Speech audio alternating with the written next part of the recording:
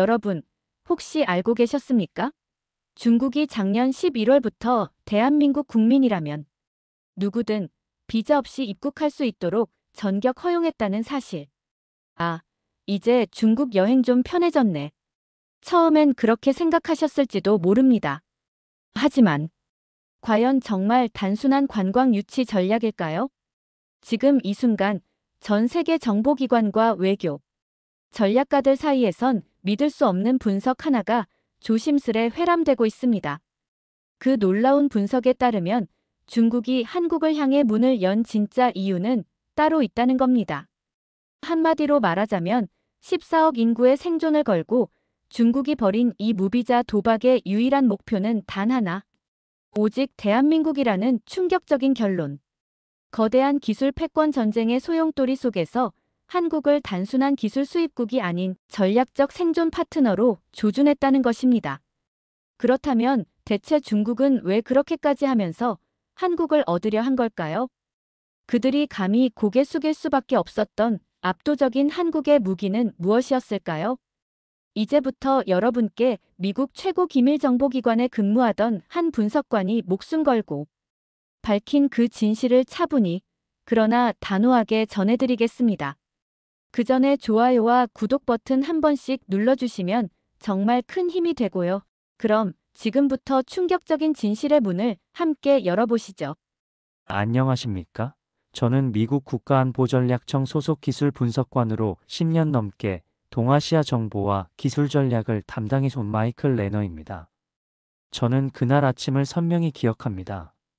2024년 11월 8일이었죠. 워싱턴 포스트 헤드라인이 제 스마트폰 화면을 가득 채웠습니다. 중국, 한국인 무비자 입국 전격 허용. 대부분의 언론은 이를 단순한 관광 전략으로 해석했어요. 하지만 제가 보기엔 완전히 달랐습니다. 백악관 국가안보회의실에 도착했을 때 이미 20여 명의 고위 관료들이 자리를 차지하고 있었어요. 모두가 중국의 경제난 극복 차원에서 이번 조치를 바라보고 있었습니다. 그때 저는 제 자리에서 일어났어요. 이건 문화가 아니라 기술입니다. 회의실이 순식간에 조용해졌죠. 국가안보보좌관의 눈빛이 매서워졌어요. 저는 계속했습니다. 한국은 지금 세계에서 가장 빠르게 성장하는 기술 강국 중 하나예요. 중국이 무비자를 허용한 9개국 중에서 아시아는 한국뿐입니다. 이건 우연이 아니라고 봅니다.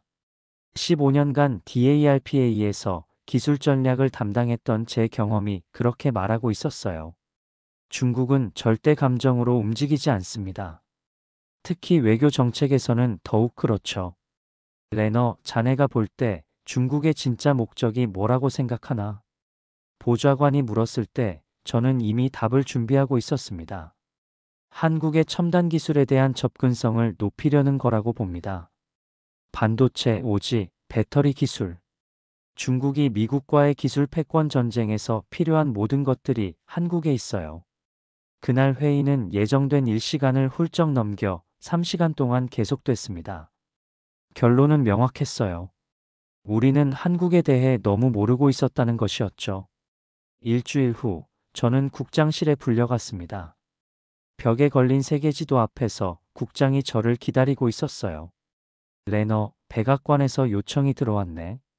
한국 기술 영향력 보고서를 작성해 달라는 거야.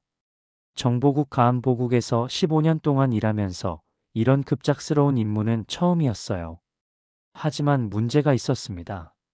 정보가 너무 제한적이었다는 거죠. 국장님, 솔직히 말씀드리면 우리 데이터베이스에 한국 관련 기술 정보가 생각보다 많지 않습니다. 국장이 고개를 끄덕였어요. 그게 문제야. 한국을 아는 사람이 거의 없다는 게 더 큰 문제고. 그때 제 머릿속에 번뜩 떠오른 생각이 있었습니다. MIT에서 전자물리학을 전공할 때 지도교수가 자주 하던 말이었어요. 데이터가 부족하면 직접 가서 확인하라. 국장님, 제가 직접 가보겠습니다. 뭐라고? 한국에 직접 가서 현장을 확인하겠습니다. 2주면 충분할 것 같아요. 국장이 잠시 생각에 잠겼다가 말했어요. 좋네. 하지만 조건이 있어. 완전히 비공식적으로 가야 해. 관광객 신분으로 말이야. 그렇게 저의 한국행이 결정됐습니다. 솔직히 말하면 그때까지 제가 알고 있던 한국은 K-팝, 김치, 그리고 삼성 정도였어요. 기술 하천국 정도로 생각하고 있었죠. 얼마나 무지했는지 지금 생각해보면 부끄럽습니다. 출발 전날 밤, 저는 한국에 대한 모든 자료를 다시 검토했어요. 인구 5천만, GDP 세계 10위, 반도체 생산량 세계 1위. 숫자들이었지만 실체는 여전히 모호했습니다. 비행기 안에서 저는 생각했어요.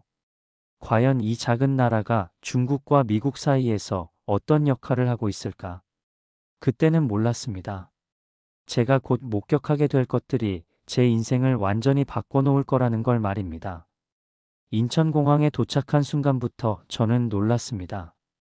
공항 시설이 제가 예상했던 것보다 훨씬 현대적이고 효율적이었어요. 하지만 진짜 놀라운 일은 대전에서 기다리고 있었습니다. 첫 번째 방문지는 한국과학기술연구원이었어요. 관광객 신분으로 갔지만 운 좋게 공개 연구소 투어에 참여할 수 있었습니다. 솔직히 기대하지 않았어요. 제가 봐왔던 동유럽이나 동남아시아의 연구소들처럼 낡고 비효율적일 거라고 생각했죠. 연구소에 들어서는 순간 제 편견이 얼마나 잘못됐는지 깨달았어요. 건물은 낡았고 연구자들의 옷차림도 투박했습니다. 하지만 그들의 눈빛은 달랐어요. 뭔가 간절하고 절실한 게 느껴졌습니다. 연구소 안내를 맡은 김서준이라는 박사과정 학생이 저를 이끌었어요. 30대 초반쯤 되어 보였는데 영어를 정말 잘했습니다. 이쪽은 양자암호 통신 연구실입니다. 저희가 가장 자랑하는 곳이에요. 저는 속으로 웃었어요. 양자암호 통신이라니. 그때까지 제가 알기로는 IBM과 구글 정도만이 제대로 된 연구를 하고 있는 분야였거든요. 실제로 구현 가능한 수준인가요? 제가 물었을 때 서준의 표정이 바뀌었어요. 3일 후에 실시간 시연을 해보실까요? 세계 최초로 성공한 양자 암호 반도체 통신입니다. 그 순간 제 심장이 뛰기 시작했어요. 세계 최초라고요? 이건 그냥 넘어갈 일이 아니었습니다. 정말로 가능한 건가요? 물론입니다. 저희가 지난 5년간 개발해온 기술이에요.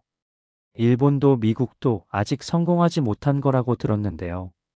그날 밤 호텔에서 저는 잠들 수 없었어요. 미국 국가안보국에서 15년간 일하면서도 들어본 적 없는 기술을 한국의 한 연구소에서 개발했다는 게 믿어지지 않았거든요. 급히 본국에 연락을 취했지만 시차 때문에 답변을 받기까지는 시간이 걸렸습니다. 이틀 후 받은 답변은 충격적이었어요. 우리 정보망에도 관련 정보가 거의 없다는 거였죠. 한국의 양자암호 통신 기술에 대해서는 단편적인 정보만 있을 뿐이었습니다. 드디어 시연 당일이 왔습니다. 연구실로 들어서는 순간 저는 제 눈을 의심했어요. 시연실에는 10여 명의 연구자들이 모여 있었습니다. 대부분 30대였고 몇 명은 제보다도 어려 보였어요. 하지만 그들이 준비한 장비는 상상을 초월했습니다. 지금부터 보여드릴 건 양자 얽힘을 이용한 실시간 암호 키 분배입니다. 서준이 설명을 시작했어요. 기존의 양자 키 분배 기술과 달리 저희는 반도체 기반으로 구현했습니다. 이게 핵심이에요. 화면에 복잡한 파형들이 나타나기 시작했어요. 제가 MIT에서 배운 양자물리학 지식으로도 이해하기 어려운 수준이었습니다. 실제로 해킹을 시도해 보겠습니다. 한 연구원이 말하면서 별도의 컴퓨터로 통신을 가로채려고 시도했어요. 그 순간 시스템이 즉시 반응했습니다. 보시다시피 침입을 감지하는 순간 통신이 차단됩니다. 양자 상태가 변화하기 때문이에요. 저는 말을 잃었습니다. 이건 이론으로만 가능하다고 여겨졌던 기술이었거든요. 실제로 구현된 걸 보니 믿기지 않았어요. 이 기술의 전송 거리는 어느 정도입니까? 현재 120km까지 안정적으로 구현했습니다. 내년에는 200km를 목표로 하고 있어요. 120km라니. 제가 알기로는 중국이 80km, 유럽이 100km 정도였는데 말이죠. 시연이 끝난 후 서준이 저를 연구소 내부 식당으로 안내했어요. 그곳에서 저는 평생 잊지 못할 만남을 갖게 됐습니다. 김 기사라고 소개된 50대 남성이 저와 마주 앉았어요. 노조 대표 출신이자 현장 기술자라고 했습니다. 미국에서 오셨다고 들었는데 저희 기술 어떻게 보세요? 김 기사의 질문에 저는 솔직하게 답했어요. 정말 놀랍습니다. 미국에서도 이 정도 수준의 기술은 극소수만이 다룰 수 있거든요. 그때 김 기사가 제게 한 말은 지금도 제 가슴에 남아 있습니다. 우리한텐 목숨 걸고 지켜야 할 기술입니다. 이건 단순히 돈 버는 기술이 아니라 우리나라의 미래예요. 그의 눈빛에서 저는 뭔가 다른 걸 봤어요. 단순한 애국심이 아니라 정말로 이 기술을 지키겠다는 절실함이었습니다. 그날 밤 호텔에서 저는 또다시 잠들지 못했어요. 기술은 단순한 무기가 아니었습니다. 이 사람들에게는 살아 숨쉬는 희망이었어요. 다음 날 서준이 저를 조용한 카페로 불렀어요. 평소와 달리 표정이 심각했습니다. 보여드릴 게 있는데 절대 외부에 알려서는 안 됩니다. 그가 건넨 태블릿에는 내부 보고서가 있었어요. 제목만 봐도 심상치 않았습니다. 중국 정보기관의 국내 기술연구소 침투 시도 분석 보고서. 보고서를 읽어가면서 제 등골이 서늘해졌어요. 지난 2년간 중국 측에서 한국의 주요 연구소에 체계적으로 접근을 시도했다는 내용이었습니다. 이게 진짜인가요? 네. 작년에 실제로 일어난 일이에요. 서준이 보여준 다음 페이지는 더욱 충격적이었습니다. 3D 프린터로 출력한 설계도가 USB에 담겨 해외로 유출될 뻔한 사건이 상세히 기록되어 있었어요. 누가 이걸 막았습니까? 믿기 어려우시겠지만 평범한 20대 계약직 연구원이었어요. 박지민이라는 친구인데 우연히 발견했다고 하더라고요. 제가 상상했던 첩보 영화 같은 상황이 실제로 벌어졌다는 걸 깨달았어요. 그리고 그걸 막은 건 특수요원이 아니라 평범한 젊은 연구원이었다는 것도요. 지금도 그런 시도들이 계속되고 있나요? 네. 더 교묘해지고 있어요. 학술 교류라는 명목으로 접근하는 경우가 많아졌고요. 그때 서준이 제게 묻더군요. 혹시 미국에서는 이런 상황을 알고 있나요? 저는 솔직하게 답할 수밖에 없었어요. 전혀 모르고 있었습니다. 이 정도 수준일 거라고는 생각도 못했어요. 서준의 표정이 씁쓸해졌어요. 저희도 알고 있어요. 한국이 미국의 관심사에서 우선순위가 높지 않다는 걸요. 하지만 중국은 달라요. 그들은 우리를 정말 중요하게 생각하고 있어요. 그날 오후 저는 혼자 서울로 돌아왔어요. 기차 안에서 계속 생각했습니다. 미국이 놓치고 있는 건 단순히 한국의 기술 수준이 아니었어요. 중국이 얼마나 체계적으로 한국에 접근하고 있는지였습니다. 호텔에 도착한 후 저는 급히 본국의 상황을 보고했어요. 하지만 돌아온 반응은 시큰둥했습니다. 과장된 것 아니냐는 의견이 대부분이었죠. 그때 저는 깨달았어요. 이건 제가 직접 증명해야 할 문제라는 걸 말입니다. 한국에서의 마지막 날이 다가왔습니다. 저는 인천공항에서 출국 수속을 밟고 있었어요. 게이트로 향하던 중이었죠. 갑자기 한 남성이 제게 다가왔습니다. 30대 후반쯤 되어 보였고 정장을 단정하게 차려입고 있었어요. 마이클 레너 씨 맞죠? 제 이름을 부르는 순간 저는 긴장했어요. 관광객 신분으로 온 제 정체를 누군가 알고 있다는 뜻이었거든요. 누구신지요? 중국 주한문화원에서 일하고 있습니다. 잠깐 이야기할 시간 있으실까요? 주변을 둘러보니 평범한 공항 풍경이었어요. 별다른 위험은 느끼지 못했습니다. 5분만요. 그가 저를 카페 한쪽 구석으로 안내했어요. 테이블 위에 이미 준비된 봉투 하나가 있었습니다. 이게 뭔가요? 합작 제의입니다. 귀하의 전문성과 저희의 자원을 결합하면 큰 시너지가 날 것 같아서요. 봉투를 열어보는 순간 제 심장이 멈출 뻔했어요. $10,000 수표와 함께 제 가족의 사진이 들어 있었습니다. 뉴저지에 있는 집 앞에서 찍힌 사진이었어요. 이건 위협인가요? 전혀요. 보호 약속입니다. 귀하와 가족의 안전을 보장해드리겠다는 의미죠. 그 순간 제 머릿속이 복잡해졌어요. 이들이 얼마나 치밀하게 저를 조사했는지 알 수 있었습니다. 제 가족까지 파악하고 있다는 건 상당한 정보력을 의미했거든요.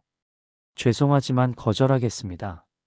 제가 봉투를 밀어내려는 순간 그가 말했어요. 한국에서 보신 기술들 정말 인상적이었죠? 저희와 함께하면 그보다 훨씬 더 발전된 기술을 보실 수 있을 겁니다. 이 말은 제게 확신을 줬어요. 중국이 한국의 기술 수준을 정확히 파악하고 있으며 동시에 저의 행적도 모두 알고 있다는 것을 말입니다. 감사하지만 정중히 거절합니다. 저는 자리에서 일어났어요. 하지만 봉투는 그대로 두고 갔습니다. 나중에 이것이 중요한 증거가 될 거라는 걸 알았거든요. 비행기에 오르면서 저는 즉시 외교 채널을 통해 이 사건을 보고했어요. 12시간 후 이 내용은 전 세계 주요 언론의 헤드라인을 장식했습니다. 중국, 미국 정보요원의 거액 매수 시도. 그때부터 정말로 모든 게 바뀌기 시작했어요. 워싱턴에 도착한 저는 곧바로 국가정보국 긴급회의에 참석했습니다. 이번에는 CIA, NSA, 국무부까지 모든 기관이 참여한 대규모 회의였어요. 회의실에 들어서자마자 저는 느꼈습니다. 분위기가 완전히 달라졌다는 걸요. 제가 가져온 정보와 중국의 매수 시도가 모든 걸 바꿔놓았어요. 레너, 자네가 한국에서 목격한 기술 수준을 정확히 설명해 주게. CIA 국장이 직접 질문했습니다. 저는 3일간 목격한 모든 것을 상세히 보고했어요. 양자암호 통신 기술, 120km 전송거리, 그리고 중국의 체계적인 침투 시도까지요. 믿기 어렵군. 한국이 정말 그 정도 수준인가? NSA 부국장이 의심스러운 표정을 지었어요. 제가 직접 시연을 봤습니다. 이건 과장이 아니라 현실이에요. 그때 저는 결정적인 제안을 했습니다. 한국을 전략적 자율국으로 새롭게 분류해야 합니다. 회의실이 조용해졌어요.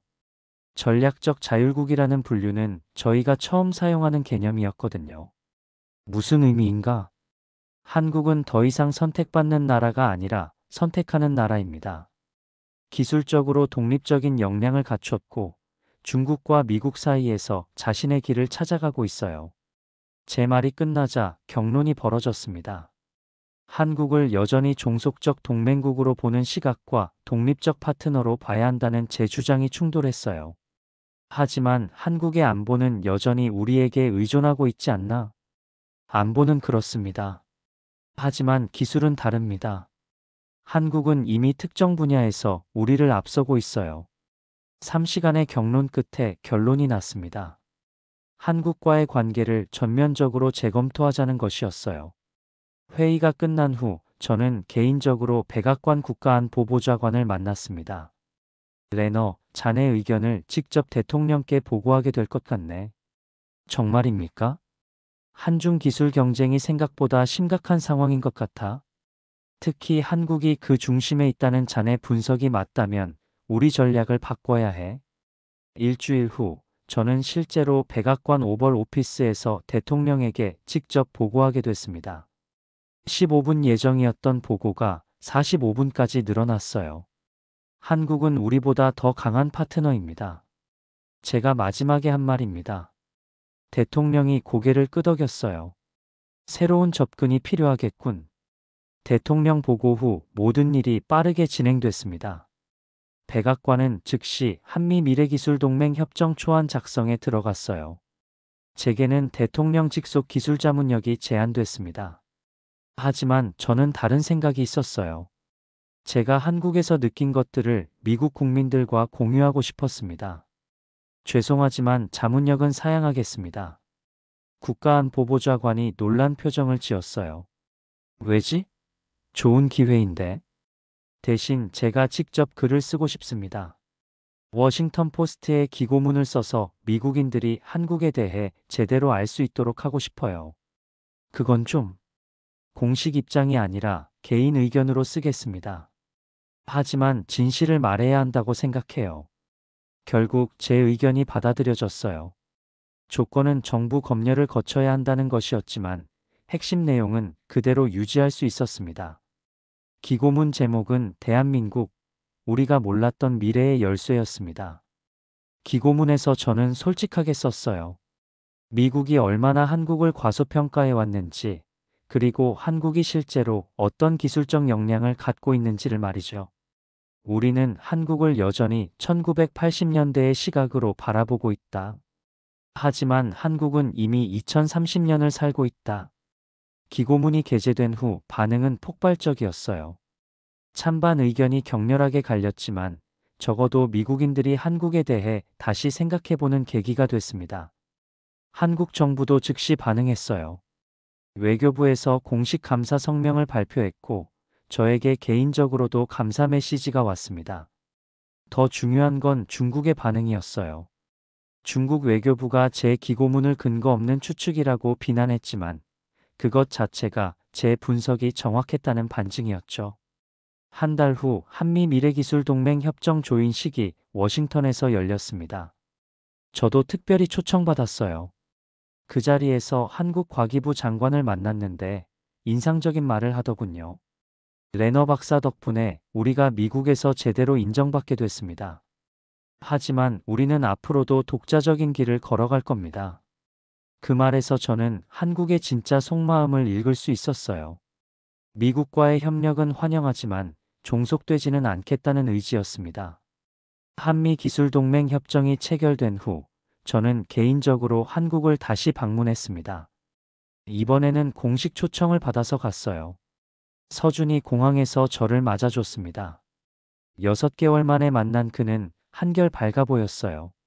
레너 박사님 덕분에 저희 연구에 대한 관심이 높아졌어요. 투자도 많이 늘었고요. 그럼 더 좋은 연구 환경에서 일하고 계시겠네요. 네, 하지만 더 중요한 건 자신감이에요. 우리가 정말 세계 수준의 기술을 하고 있다는 걸 확인받았으니까요. 그날 저녁 서준이 저를 부모님 댁으로 초대했어요. 서울 외곽의 평범한 아파트였는데 가족들의 따뜻한 환대에 감동받았습니다. 식사 중에 서준의 아버지가 제게 물었어요. 미국에서 보시기에 우리나라가 어떤가요? 저는 솔직하게 답했습니다. 처음에는 작고 의존적인 나라라고 생각했어요. 하지만 지금은 다릅니다. 이 나라는 기술보다 정신이 강합니다. 정신이요? 네. 포기하지 않는 정신, 더 나은 미래를 만들겠다는 의지, 그리고 자신만의 길을 찾아가려는 용기요. 서준의 어머니가 미소를 지으며 말했어요. 그래도 아직 부족한 게 많아요. 앞으로 더 노력해야죠. 그 겸손함에서 저는 한국의 진짜 힘을 봤습니다. 자만하지 않고 계속 발전하려는 자세였어요. 다음 날 김 기사를 다시 만났습니다. 그는 저에게 특별한 선물을 줬어요. 이게 뭔가요? 조선시대 활자의 모형입니다. 구텐베르크보다 50년 앞서 만들어진 금속 활자예요. 왜 이걸 주시는 건가요? 우리가 왜 기술에 목숨을 거는지 알아주셨으면 해서요. 우리는 600년 전부터 혁신을 해온 민족입니다. 그게 우리 DNA예요. 그 활자 모형을 받는 순간 저는 깨달았어요. 한국의 기술 발전은 우연이 아니라 역사적 필연이었다는 걸 말입니다. 귀국 전 마지막 밤, 저는 혼자 한강을 걸었어요. 강 건너편에 보이는 수많은 불빛들 속에서 저는 이 나라의 미래를 봤습니다. 불굴의 의지와 끝없는 혁신으로 가득한 미래를 말이에요. 한국에서 돌아온 지 1년이 지났습니다. 지금 제 집무실 책상 위에는 김 기사가 선물해준 조선시대 활자 모형이 놓여 있어요. 매일 그걸 보면서 저는 그날의 깨달음을 되새깁니다. 한미 미래기술동맹 협정은 성공적으로 진행되고 있어요. 하지만 더 중요한 건 한국의 변화입니다. 한국은 미국과의 협력을 유지하면서도 독자적인 기술 개발에 더욱 매진하고 있습니다. 특히 인상적인 건 한국의 제3세계 기술 지원 프로그램이에요.